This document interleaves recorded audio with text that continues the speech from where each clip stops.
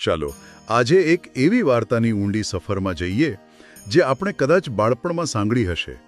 સોનાનો પંખી. હા, એક રાજા, સોનાના સફરજનનું ઝાડ અને એક રહસ્યમય ચોર. બરાબર. આમ તો આ બધું સાંભળવામાં સાધારણ લાગે છે, ખરું ને? પણ અમારી પાસે જે સ્ત્રોત છે તે દર્શાવે છે કે આ સાધારણ વાર્તાની નીચે લાલચ, સાચો નિર્ણય અને એટલે વિશ્વાસના એવા ગહન સત્યો છુપાયેલા છે જે આજે પણ એટલા જ પ્રસ્તુત છે. અને આ માત્ર મનોરંજન નથી. સાચું કહું તો આ વાર્તા એક રીતે માનવ મનોવિજ્ઞાનનો નકશો છે.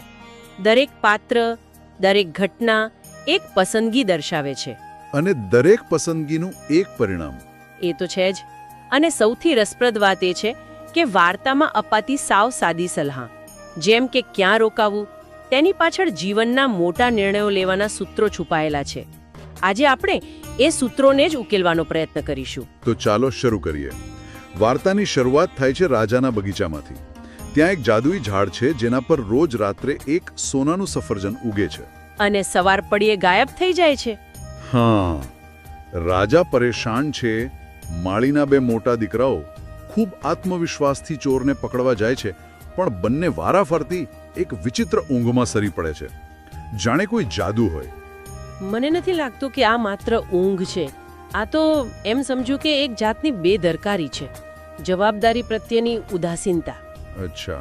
હા, તેમને કદાચ એ કામમાં રસ જ નહોતો, અથવા એમને લાગતું હતું કે આ તો સાવ સહેલું કામ છે. સારો મુદ્દો છે. પણ પછી આવે છે સૌથી નાનો દીકરો. તે આ પડકારને ગંભીરતાથી લે છે. તે જાગતો રહે છે અને મધ્યરાત્રિએ જુએ છે કે ચોર બીજું કોઈ નહીં પણ એક સોનાનો પંખી છે. અને તે તીર ચલાવે છે. હા, પણ નિશાન ચૂકી જાય છે. છતાં પંખીનું એક સોનેરી પાંખું નીચે પડે છે અને કહેવાય છે કે એ એક પાંખું આખા રાજ્યની સંપત્તિ કરતાં પણ વધુ મૂલ્યવાન હતું. અને અહીં વાર્તાનો પહેલો અને સૌથી મહત્વનો વળાંક આવે છે, રાજાની પ્રતિક્રિયા. બરાબર. રાજાને રાજ્યની સંપત્તિ કરતાં પણ વધુ મૂલ્યવાન વસ્તુ મળે છે, છતાં તે સંતોષ પામવાને બદલે શું કહે છે? મને આ પાંખું નહીં, આખો પંખી જોઈએ. આ તો માનવ સ્વભાવની ક્લાસિક નિશાની છે. ખબર છે, તમને કંઈક મળે તેની ખુશી થોડા સમય માટે રહે, અને પછી તમે એનાથી ટેવાઈ જાઓ છો અને કંઈક વધારે મેળવવા ઈચ્છો છો. એટલે એક પાંખું પૂરતું નહોતું? જરાય નહીં. આ અતૃપ્ત લાલચ જ આખી વાર્તાની બધી ઘટનાઓને જન્મ આપે છે. અને એ લાલચ જ ત્રણેય ભાઈઓને એક લાંબી અજાણી સફર પર મોકલી દે છે. મોટા બે ભાઈઓ પહેલા નીકળે છે.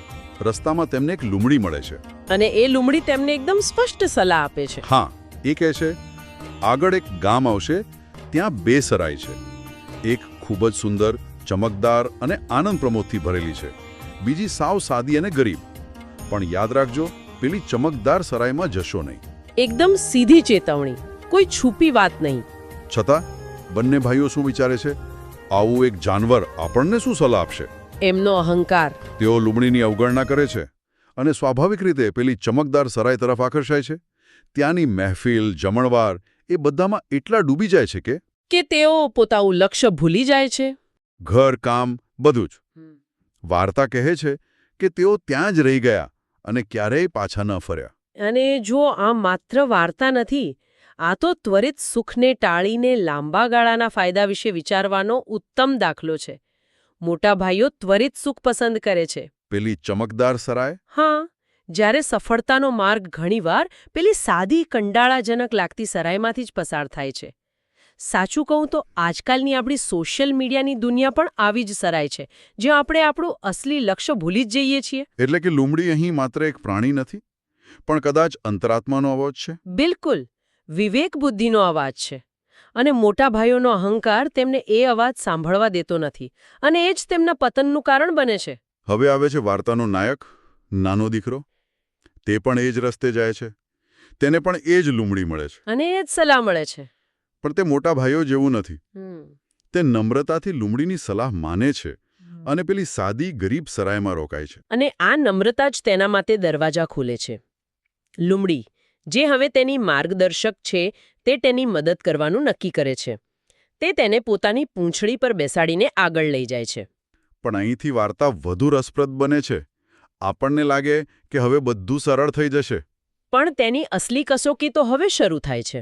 હા, કારણ કે સલાહ માનવા છતાં તે ભૂલો કરે છે. લુમડી તેને કહે છે કે સોનાનો પંખી એક લાકડાના સાદા પિંજરામાં મળશે, પણ બાજુમાં એક સોનાનું સુંદર પિંજરું પણ હશે. પંખીને પકડીને પેલા સાદા પિંજરામાં જ મૂકજે. પણ તે ત્યાં પહોંચીને શું વિચારે છે? એ જ તે વિચારે છે, આટલા સુંદર પંખી માટે આવું સાદું ખરાબ પિંજરું? ના, આ યોગ્ય નથી. અને જેવો તે પંખીને સોનાના પિંજરામાં મૂકે છે, પંખી જોરથી ચીસ પાડે છે. સિપાહીઓ આવી જાય છે અને તે પકડાઈ જાય છે.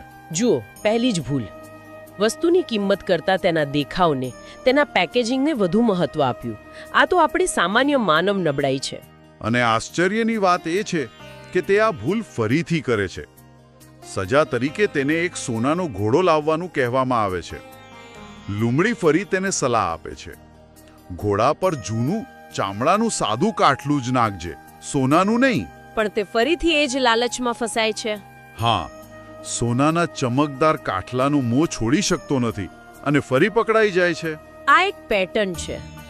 પહેલી બે ભૂલો દેખાવ અને ભૌતિકવાદની લાલચને કારણે થાય છે, પણ ત્રીજી કસોટી તે આ બધાથી અલગ છે અને વધુ જટિલ પણ. હા, ત્રીજી સજા તરીકે તેને દૂરના રાજ્યમાંથી એક સુંદર રાજકુમારીને લાવવાનું કહેવામાં આવે છે. લુમડી તેને ચેતવે છે, ભલે ગમે તે થાય, રાજકુમારીને તેના માતા પિતાને વિદાય આપવા દેતો નહીં. પણ રાજકુમારી રડતા રડતા વિનંતી કરે છે અને તેનું દિલ પીઘળી જાય છે. તે દયા ખાઈને સંમત થાય છે અને ત્રીજી વખત પકડાઈ જાય છે. પણ અહીં મને એક પ્રશ્ન થાય છે, શું આ ખરેખર ભૂલ હતી? દયા બતાવવી એ નબળાઈ કેવી રીતે ગણાય? આ એક ઉત્તમ પ્રશ્ન છે અને અહીં જ વાર્તાની ઊંડાઈ દેખાય છે. જુઓ, અહીં સમસ્યા દયા નથી, સમસ્યા અસ્થાને મુકાયેલી દયા છે. અચ્છા. મુમડી, જે તેનો માર્ગદર્શક છે, તેણે સ્પષ્ટ ચેતવણી આપી હતી. આ કસોટી એ જોવાની હતી કે શું નાયક પોતાની ભાવનાઓ પર કાબૂ રાખીને વ્યૂહાત્મક સલાહને અનુસરી શકે છે કે નહીં. તેની કરુણા સાચી હતી, પણ એ સમયે એ તેના મિશન માટે ઘાતક હતી. એટલે કે લાગણીઓ પર વિવેકનો અંકુશ જરૂરી છે. બરાબર. સદ્ગુણનો માર્ગ માત્ર સારો બનવાનો નથી, પણ ક્યારે અને કોના પ્રત્યે સારું બનવું તેની સમજ કેળવવાનો પણ છે. દરેક ભૂલ પછી લુમડી તેને કોઈક રીતે બચાવી લે છે અને અંતે તે રાજકુમારી, ઘોડો અને પેલો સોનાનો પંખી ત્રણેય વસ્તુઓ મેળવી લે છે. પણ વાર્તા અહીં પૂરી નથી થતી.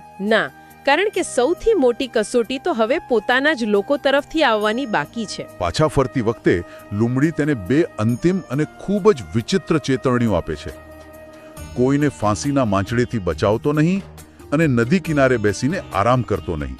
વિચિત્ર ચેતવણીઓ છે, ખરું ને? હા, પણ થોડે આગળ જતા તે જુએ છે કે તેના બંને મોટા ભાઈઓને ફાંસી આપવામાં આવી રહી છે અને તેનું દયાળુ હૃદય ફરી પીગળી જાય છે. તે વિચારે છે, આ મારા ભાઈઓ છે. અને અહીં તે ફરીથી એ જ ભૂલ કરે છે. તેને લુમડીની વ્યવહારુ સલાહ પર પોતાની ભાવનાઓને હાવી થવા દીધી. લુમડી જાણતી હતી કે ભાઈઓનો સ્વભાવ બદલાયો નથી અને તે પૈસા આપીને તેમને છોડાવી લે છે અને તરત જ બીજી ભૂલ પણ કરે છે. થાકીને ત્રણેય ભાઈઓ નદી કિનારે આરામ કરવા બેસે છે. બસ ત્યાં જ મોકો જોઈને પેલા બે ભાઈઓ તેને ધક્કો મારીને નદીમાં ફેંકી દે છે અને રાજકુમારી, ઘોડો અને પંખી લઈને રાજા પાસે પાછા ફરે છે. પણ સત્યને લાંબો સમય દબાવી શકાતું નથી. આ વિશ્વાસઘાત પછી જે થાય છે તે ખૂબ જ પ્રતિકાત્મક છે. ઘોડો ખાવાનું બંધ કરી દે છે, સોનાનો પંખી ગાવાનું બંધ કરી દે છે અને રાજકુમારી સતત રડ્યા કરે છે, જાણે કે પ્રકૃતિ પોતે જ આ અન્યાયનો વિરોધ કરી રહી હોય. બરાબર. આ નિર્જીવ વસ્તુઓ અને પ્રાણીઓ એક નૈતિક હોકાયંત્રની જેમ વર્તે છે. તેઓ શબ્દો વિના બતાવી રહ્યા છે કે કંઈક ખોટું છે, સાચો હકદાર હાજર નથી. અને પછી ફરી એકવાર લુમડી તેને બચાવે છે. તે ભિખારીના વેશમાં રાજ્યમાં પાછો ફરે છે અને જે ક્ષણે તે મહેલમાં પ્રવેશે છે, એક ચમત્કાર થાય છે. તેની હાજરી માત્રથી જ ઘોડો ખાવા લાગે છે, પંખી ફરીથી ગાવા લાગે છે અને રાજકુમારીના ચહેરા પર સ્મિત પાછું ફરે છે. સત્યને સાબિત કરવા કોઈ શબ્દોની જરૂર જ નથી પડતી. હા, તેની હાજરી જ સૌથી મોટો પુરાવો બની જાય છે. આ એક ખૂબ જ શક્તિશાળી વિચાર છે. ભાઈઓનું જૂઠાણું પકડાઈ જાય છે અને નાના દીકરાના રાજકુમારી સાથે લગ્ન થાય છે.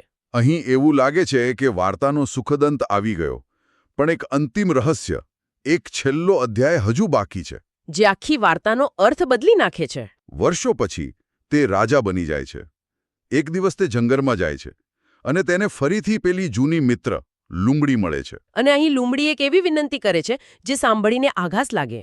હા, લુંબડી કહે છે, મહેરબાની કરીને મને તારી તલવારથી મારી નાખ અને પછી મારું માથું અને ચારે પગ કાપી નાખ. જેણે તેને આટલી વાર બચાવ્યો તેને તે કેવી રીતે મારી શકે? આ તો કૃતજ્ઞતા કહેવાય, પણ આ વિશ્વાસની અંતિમ કસોટી છે. અત્યાર સુધી નાયકે લુંબડીની સલાહ માની હતી કારણ કે તે તાર્કિક હતી, પણ આ વિનંતી અતાર્કિક અને ક્રૂર લાગે છે. છતાં લુંબડી પરના અતૂટ વિશ્વાસને કારણે ભારે હૃદયે તે તેની વિનંતી સ્વીકારે છે. તે તલવાર ઉઠાવે છે અને જેવો તે લુંબડીનું માથું અને પગ કાપે છે, લુંબડીનું શરીર અદૃશ્ય થઈ જાય છે અને તેની જગ્યાએ એક સુંદર રાજકુમાર ઊભો હોય છે. અને એ રાજકુમાર બીજું કોઈ નહીં પણ તેની પત્ની, પેલી રાજકુમારીનો જ વર્ષોથી ખોવાયેલો ભાઈ હોય છે, જે એક શ્રાપ હેઠળ લુંબડી બની ગયો હતો.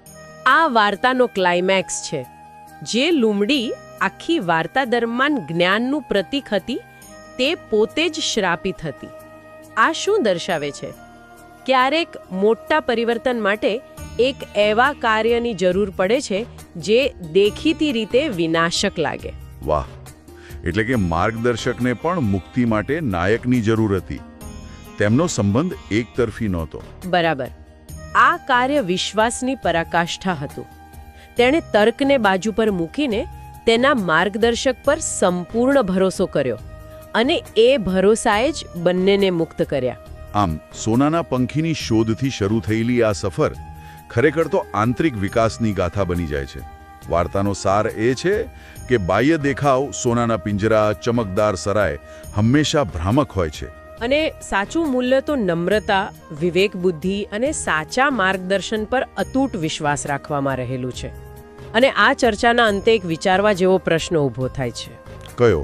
આપણો નાયક, જે આ વાર્તાનો હીરો છે, તે કંઈ સંપૂર્ણ નથી.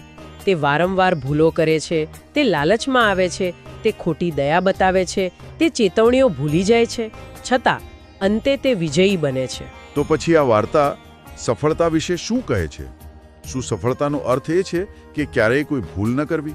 મને લાગે છે કે આ વાર્તા કંઈક બીજું કહે છે. કદાચ સફળતાનો અર્થ શરૂઆતથી જ સંપૂર્ણ હોવું નથી. કદાચ તેનો અર્થ છે ભૂલો કરીને તેમાંથી શીખવું, અને સૌથી અગત્યનું, નિરાશાની નદીમાં ધકેલાયા પછી પણ પાછા ઊભા થવાની ક્ષમતા કેળવવી. એટલે દોષ રહિત હોવું નહીં, પણ સંકટ સમયે ટકી રહેવાની અને સુધારતા રહેવાની હિંમત. એ જ કદાચ સાચી વીરતા છે.